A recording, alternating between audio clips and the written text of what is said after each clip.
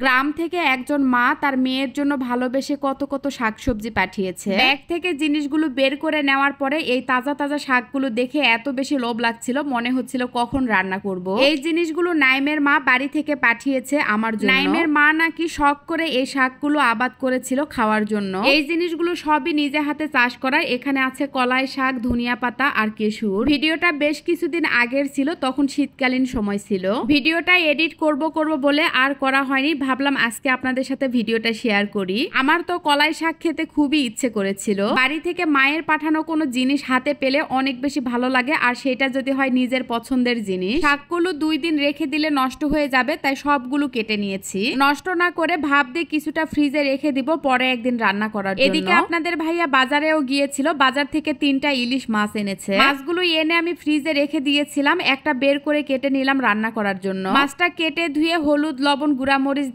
ভালোভাবে মেখে নিচ্ছি, ভেজে তারপরে তরকারিতে দিয়ে দিব। ইলিশ মাছ দিয়ে যে কোনো সবজি রান্না করলে খেতে কিন্তু ভীষণ মজার হয়। এই তো এক পাশে ইলিশ মাছ ভেজে নিচ্ছি, আরেক পাশে কলাই শাক বসিয়ে দিয়েছি। আমার মা কলাই শাক শিম দিয়ে রান্না করতো, আজকে আমি মায়ের মতো করে রান্না করব। যতই মায়ের মতো করে রান্না করি না কেন, মায়ের হাতে রান্নার মতো স্বাদ হবে না। তবে মায়ের কাছ থেকে যেহেতু রান্নাটা শিখেছি, তাই মা যেভাবে রান্না করতো সেইভাবেই আজকে কলাই শাক রান্না করব। আমরা কিন্তু কলাই শাক শিম আলু দিয়ে ভাজি করি। আপনারা কে কিভাবে রান্না করেন অবশ্যই কমেন্টস করে জানাবেন। মাছগুলো ভেজে নেওয়ার পরে ঝোলের তরকারিটা বসিয়ে দিলাম। তরকারিটা কষানোর পরে মাছগুলো দিয়ে দিব। এদিকে আমি কলাই শাক ভাপ দিয়ে পানি ঝরিয়ে নিয়েছি, তারপরে বক্সে করে রেখে দিলাম। বক্সে করে এভাবে আমি ডিপ ফ্রিজে রেখে দিব। এভাবে রেখে দিলে অনেক দিন পর্যন্ত রাখা যায়, আর যখন খেতে ইচ্ছে করবে বের করে রান্না করব। যাই হোক, এই পাশে তরকারিটা কষানো হয়ে গেল। ঝোলের পানি দেওয়ার পরে মাছগুলো দিয়ে দিলাম। এদিকে আপনাদের ভাইয়া ব্লেন্ডারে মরিচ গুঁড়া করে নিচ্ছে। তাকে বলেছিলাম মরিচগুলো গুঁড়া করে দেওয়ার জন্য। মরিচ এভাবে বেশি করে গুঁড়া করে রেখে দেই, অনেকদিন পর্যন্ত রান্না করা হয়। আগে তো বাজারের কেনা গুঁড়া মরিচই খেতাম, কিন্তু এখন আর খাওয়া হয় না। যদিও ব্লেন্ডারে একেবারে মিহি হয় না, তবে এইরকমটা থাকে, তরকারিতে দিলে একদমই বোঝা যায় না। একটু দানা দানা আছে, তবে পানি দিয়ে যদি ব্লেন্ড করা হয় তাহলে মিহি হবে।